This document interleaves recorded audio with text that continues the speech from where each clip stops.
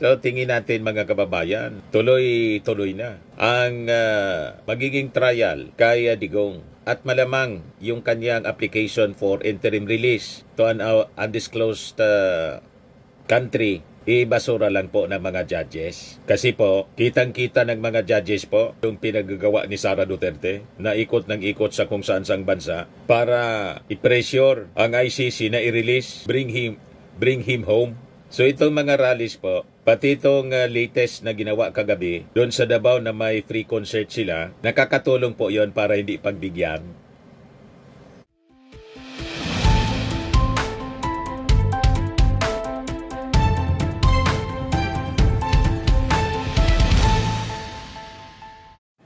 Hello po mga kababayan, si Dante Maravillas, Bicolano vlogger, broadcast journalist from Albay. May concert pala mga kababayan kagabi, yung mga supporters ni Digong sa Davao. Yan o, 5 buwan, isang sigaw.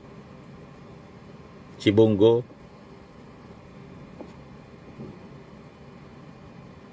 Ito yung report ng Philippine Star. Sabi dito, individuals attend 5 buwan, isang sigaw free Duterte concert organized by supporters of former President Rodrigo Duterte in Davao City on Friday. The event was a call to bring back Duterte to the country. It was attended by his grandsons, acting Vice Mayor Rigo Duterte and Congressman Omar Duterte. So may pa-concert pala sila. So happy 5th Mansari. 5 buwan na pala si Digong sa dahig. Itong 5 buwan mga kababayan, sa susunod niyan, 5 taon na.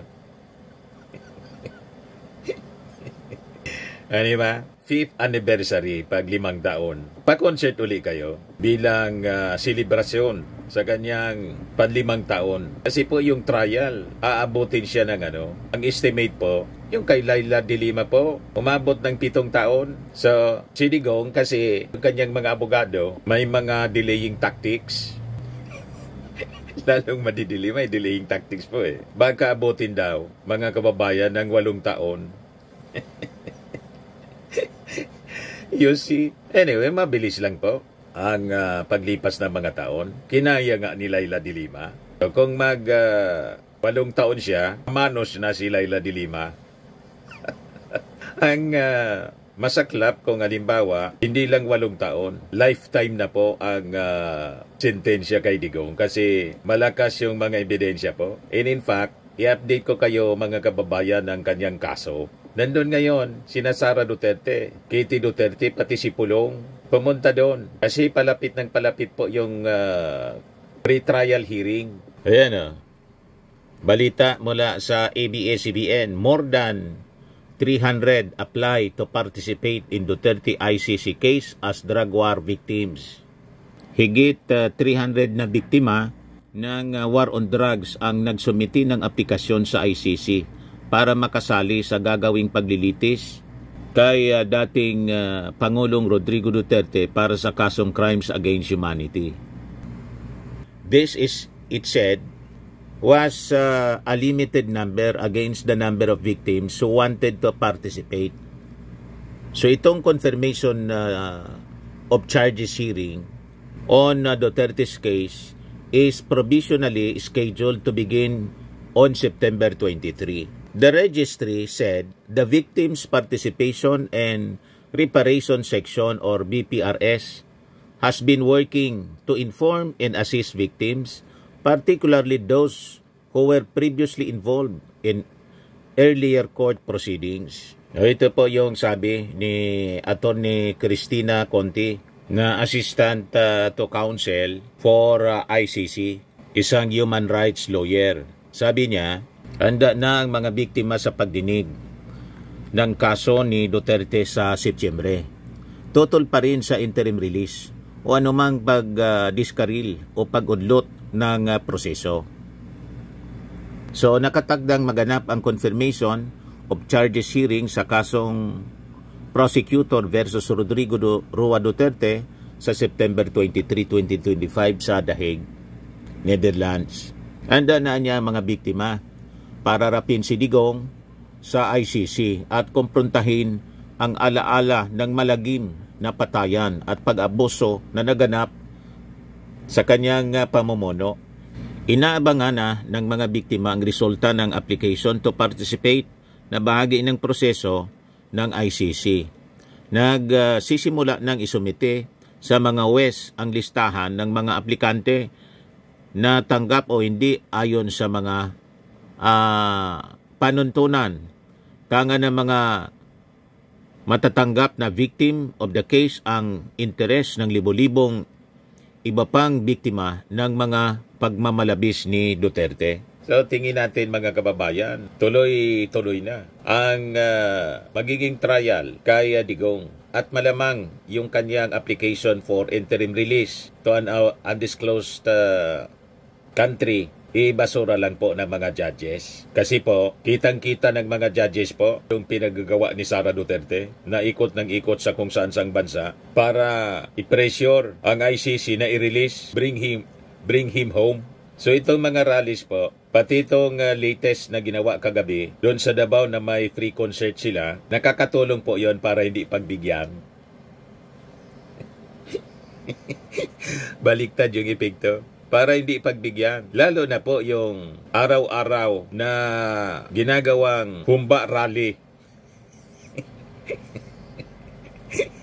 Ano ba? Humba rally dyan sa Dahig. Ayaw na pong umuwi yung mga kakarampot na supporters ni Digong. Nag-camping na po doon ang grupo ni Harry Roque. So nakakatulong yon, mga kababayan, ng mga ginagawa nila para hindi pagbigyan yung interim release. Talaga niyang magulo. Hindi ba? At saka sigurado, pati yung nasabi nilang undisclosed na bansa, tulad nung nag-attempt sana sila, Australia at Belgium, dininay po. Kasi siyempre, imbis tahimik yung community, nagulo. Tulad doon sa Dahig, mga kababayan, nag-camping na sila doon. So sabi dito sa post ni Attorney Conte, ang participating victims ay formal na magiging bahagi ng proseso at palagi ang hihingan ng kanilang pananaw at pag-aalala, views and concerns. Hindi nila kailangang personal na pumunta sa Dahig.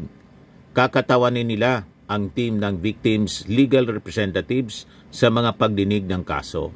Tiwala kami na may magiging kaayusan sa bahagi ng mga biktima at ng mabubuong team ng legal representatives para sa nakatagdang pagdinig sa isang buwan. Tiwala rin kami na handa ang prosecution. Sa confirmation hearing, ilalatag ng prosecution ang kabuuang paratang laban kay Duterte. Pagkakataon ito para ipakita ang ebidensya at isuma ang mga argumento upang kumbinsihin ang mga wis ng pretrial chamber. 1. Na ipagtibay ang sakdal at abrobahan ang pinanasaklaw ng kaso. Mayroon daw 2 testigo na ipapatawag ang prosecution. Titindig naman ang legal team ni Duterte laban sa pagtutuloy ng kaso. Nagpaiwatig na ang kanyang legal counsel ng inisyal na direksyon ng depensa at nagsabi na wala silang witness na iuupo. Bala na may binabanggit sila sa mga nakaraang submission na may balagi di umano sa confirmation hearing sa Setyembre. Yan ang sabi ni Kaufman. Wala silang iharap na witness sa kampo ng defense. Isabi nga natin, baka wala man kasing gustong tumistigo para idepensa si Digong. Ang hirap kasi pong idepensa si Digong. Kasi po, yung ebidensya, mula mismo sa kanyang bibig, yung kill order. O diba? Paano mo kukontrain yung mga sinabi ni Digong mismo? Recorded po ng mainstream media, saka ng government media, and it's all over sa YouTube. So ang pinakamalakas na ebidensya laban sa dating Pangulo, yung sarili niyang bibig. Pinahamak niya yung sarili niya dahil sa kanyang kayabangan. Di ba po? Kaya walang witness yung defense na iharap kasi siguro wala man makuha. Nasa interes ng mga biktima at publiko ang matuloy ang hearing sa September 23, 2025. Uaw tayo sa katotohanan at pananagutan, bitin tayo sa paglilitis na disin sana ay pantay at patas. Sa lagay ngayon, ang kaso ni Duterte sa ICC ay isang natatanging pagkakataon para makamtan ang hustisya, hindi lang para sa iilan kundi para sa mas nakararami. Dapat maging mapagmatsyag tayo sa anumang magdidiskaril o mag-udlot sa proseso. Sa diwang ito, binibigyang diin ng mga biktima ang pagtutol sa pansamantalang paglaya o interim release ni Duterte. Masinsinang pinagandaan ng mga biktima ng kanilang mga abogado at ang kanilang mga taga-guyod, taga-suporta ang araw na naitakda. Personal man na dadalo sa korte o manunood sa live stream ng hearing, pagbubuklorin nawa tayong lahat ng pag-asa sa mas makatarungan at mas makatwirang lipunan. Sanggunian, Attorney Nery Javier Colmenares, legal na tagapayo ng mga biktima ng giyera kontra droga sa ilalim ng Rights for Life and for Rights. Yan yung kanyang press release, mga kababayan. Pero relax lang po si Sara Duterte. Ayan si Sara, oh. Relax na relax. Tingnan ninyo ito. Tadaan ta mo og surprise, guys, ha? Ready na mo? Ready na? Ready na mo sa surprise? Surprise! Surprise niya, Sandro. Yan, oh. Ayan, Brand ng ano. Sandro, surprise daw. Tadaan ta mo og surprise, guys, ha? Sandro Marcos. Ready na mo? Kapangalan yung brand po. Ready na mo sa surprise? Surprise! Surprise! Ayan pa, another surprise! Sandro, brand po ng sapatos ayata o bag. Surprise, guys, ha? Yan, sabi ng mga nag-react, si Mary Jane Niniel. Sandro is considered a luxury brand. It is a friends ready to wear fashion label known for its sophisticated and chic Parisian style. While it's often described as accessible luxury, it sits within the luxury market, offering high quality, well-designed pieces with a premium price point. Nangaasar si ano? Nangaasar si Sara? Inaasar si Sandro? I-surprise niya ako sa inyo. Relax na relax po. Sabi ni Chel Santos, kaya daming kurakot ng mga bangag kasi gusto nila ginawa ng mga branded name ni Sandro. Mag-Calvin Klein na lang. Ako, American brand pa. Sabi ni Bok Guerrero, yan gawain na ba ng BP yan? Buang ka? Sabi ni Alan Borja, may toyo ka na, baliw. Baliw ka na, baliw. Sabi ni Lilia Rubosat sa si Este Contingio. Sabi ni Wilfredo Concha, ang lakas manira ng baliw. Sabi ni Cesario Sapanta, malala ng utak nito. Sabi ni Malo Palad, ginagamit yung pera ng taong sa negosyo. Bakit si Sara hindi siya umamin sa ginagawa niyang kabalbalan? Nasa na yung pera ng DepEd na para sa mga batang dapat nagkinabang? Huwag maghugas ng kamay. Dapat bago nyo pulaan, yon iba i-check nyo na ng sarili ninyo kung wala kayong bahid ng dungis. Sari-saring reactions, mga kababayan. Nandun na yung magkakapatid, mga kababayan. Si Pulong, pati si Kitty Duterte. Ito yung interview ni Harry Roque. Of course, yan yung special request niya is makita niya yung apat niya anak. Kailan po kaya makakarating si Acting Mayor Bastet? Ewan ka, pero text namin maya, tanungin namin. Pero I know malapit na yun kasi nag-open na rin siya ng Kadayawan doon and pinano na niya yung biyahe niya papunta dito. Ano naman po mga napag-usapan ninyo ngayon? Cherry Rocky Actually, no, I nagtatanong. was the latest to arrive today. Interview. Pagdating ko, as I entered the room, si Manong Pulong nandun nakaupo sa sahig, nagmamasahe na ng paa. As usual. Kasi nag-crash course talaga siya ng masahe, di ba? So, sabi niya oh, he's so gynae, pero he has a big heart for his family. So, ayun, pagpasok ko, nagmamasahe sa papa namin si Manong Pulong, and then, si VP naman, she was briefing him sa mga updates sa mga kailangan niyang malaman. So, we talked a bit about politics kasi, syempre, that's his interest. Sinabi ni VP about yung mga ghost projects. Flood control. Flood control Anong sabi project. Flood control ang dapat Ayun, yung madami siyang tanong about flood it, but of control sa course, Davao. May limits din sa pwede namin pag-usapan. Yung sa- 51 billion na And then, korbarin she's niya. done with family matters, mga bilin niya sa amin magkakapatid. Of course, may instruction siya sa bawat isa, especially kay Manong as the eldest son. Pero sabi naman namin na, di bale, hintayin mo na lang si VM Sebastian kasi papunta na rin siya. And so, you can instruct us na sa mga bilin mo sa amin agad. Can you share anything kung ano yung mga bilin? Yung mga hindi naman to personal. Ano naman, yun pa rin, the first thing talaga, no, is to take care of each other. He emphasized the value of family and how important, the family bond is. Kasi ang hirap kung kalaban mo na lahat, kalaban mo pa yung pamilya mo. So, he always reminds us to take care of each other as siblings and to look out for each other, Uy, ang tinudanan, no, kay wala kaligo na po dron kay isabayan ako si Papa para ganado siya kay Duha mo may ligo. duha mi way ligo. So yes, yan yung bilin niya talaga sa amin. Take care of each other, look out for each other, and always remember the value of family. Do not stray away from his teachings. Kung ano yung mga sinasabi niya, yun yung dadalhin namin hanggang. And do your thing though. Do my thing.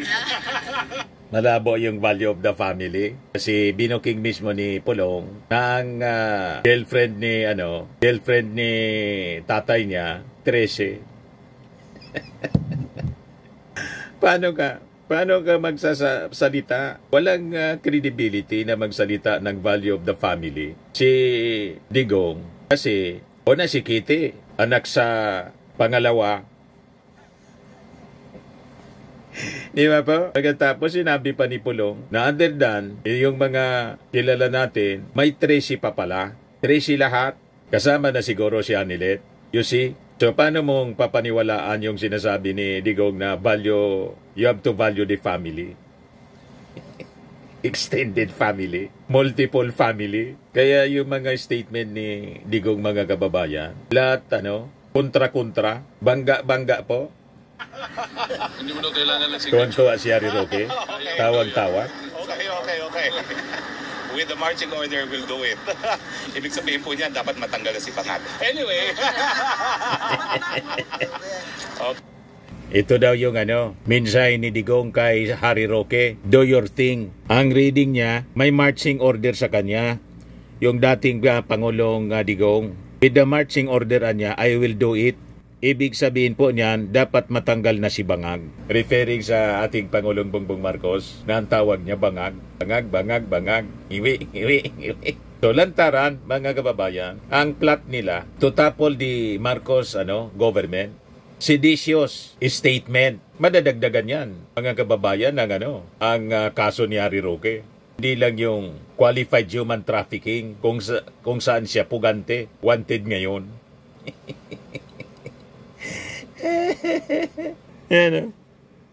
Dapat matanggal na si Bangag. I will do it. Ibig sabihin po niyan, dapat matanggal na si Bangag.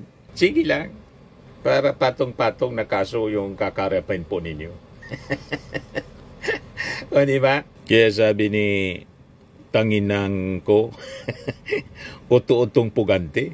Sabi ni My Love, kailangan pa kasi sabihin yon. Kaya nakapaghanda ang kalaban. Yung sobrang daldal, hindi na rin nakakatulong. Kaya ginagawan kayo ng mga kaso dahil sa sobrang daldal.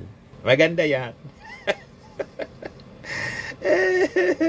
Dumaldal lang kayo ng dumaldal para tuloy-tuloy ang paglubog ninyo. Di ba? Sabi ni Mariam, kasuhan mo kung anong pinaglalaban mo, bading, para malaman ang totoo. Huwag puro kuda sa social media. Ipa-impeach mo gaya kay Sara Lustay. Huwag yung puro kuda. Sabi ni Jinjin, malala na talaga itong si Roque.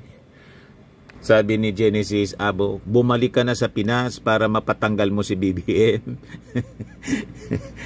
Sabi ni Darwin, ibig sabihin nun, ayaw na niya makakita ng bading. Humbading. Sabi ni Alan Sinatin, do your thing. Ibig sabihin yan, bahala ka na sa buhay mo, mabulok ka dyan. Sabi ni Grayson, hanggang pangarap na lang kayo na matanggal si PBBM na marami nang nagawa sa buhay ng mga Pilipino. Sabi ni Rowsley, kung ang sinabihan ng bangag ay sidig, siguro manggagalaiti na naman sa galit tong mga DDS. Okay lang kung sila magmura at mambuli, pero kung sila naman pinatatamaan, gulo ka agad. Sabi ni Ariel Caspillo, mukhang may mental breakdown na siya.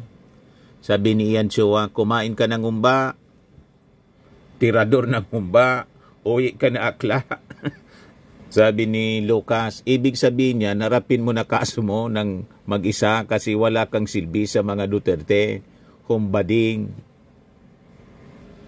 Sa mga naghanap ng malinis and spacious fitness gym, pumunta lang po kayo sa aming Colossal Fitness Gym. We also offer Grab Car Rental with our brand new 2023 model ng Toyota Innova.